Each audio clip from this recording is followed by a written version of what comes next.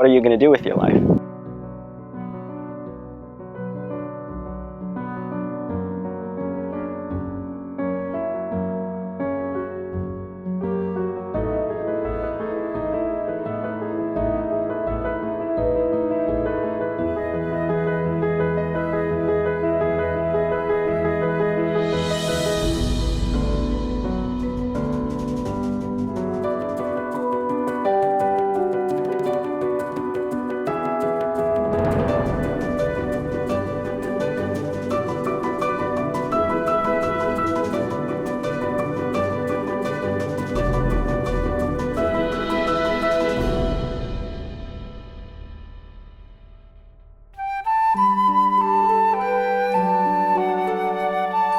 Often we have a disconnect that life is about becoming successful in some vocation, whether it's a doctor, a nurse, or pilot, or whatever it is. No matter what one's calling in life, his first interest should be that of saving souls.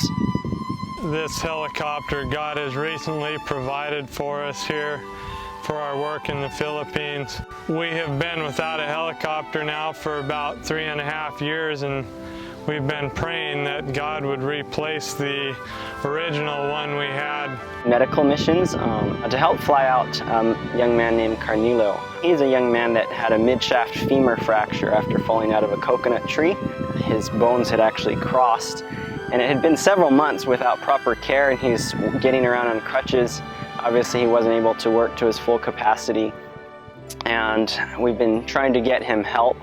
And so we were able to fly him out to the hospital to see what care we could figure out for him. A few days after that, we got a call to evacuate a lady down in one of the islands down south of Palawan, where Philippine Frontier Missions has a project, and that, I think, saved a life there. Because their only other option is like a 3-hour boat ride from their island and then another hour drive from there to the nearest hospitals. God has provided us with 2 airplanes since in the last 3 or 4 years, and we've been operating those a lot. Each month our expenses grow. We are supporting about 10 different Bible workers, local Filipino Bible workers, and where God has opened opportunities, we've committed to helping wherever we can. And other ministries we do in Palawan, Muslim ministry, there's many Muslims in that area, and as well as the places we fly to.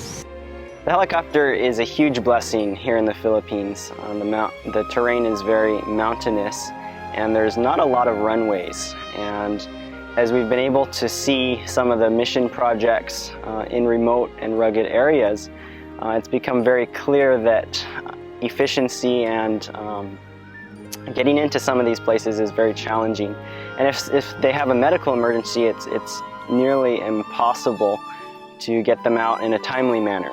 Medical emergencies are the most common calls from AFM projects, PFM projects, and other ministries in remote areas around the mountainous and also the southern islands of Palawan. You can imagine all of the logistics, how many missionaries, student missionaries coming and going, local missionaries, all the supplies that are needed. This project you have to hike for anywhere from 1.5, 3 hours, 6 hours, depending on the trail, if it's rained recently, or how good of shape the person is in.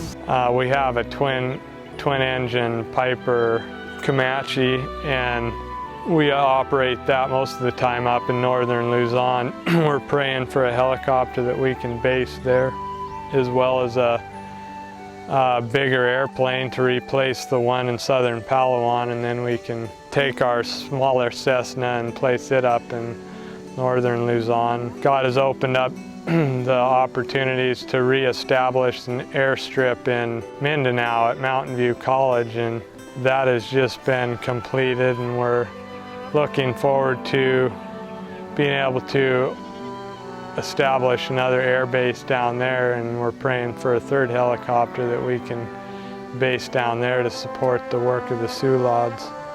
The helicopter not only helps open the doors to people's hearts for the gospel, but it can also play a vital role in saving people's physical lives as well. You know, there's a lot of things that could be done, but we look at the finances and we think, you know, I don't have that much money, you know, how could I get that much? But we're not limited to what we can see. God's not limited to what we can see. If we move forward in faith, He opens the doors. We are confident that God will continue to provide more helicopters for our work here.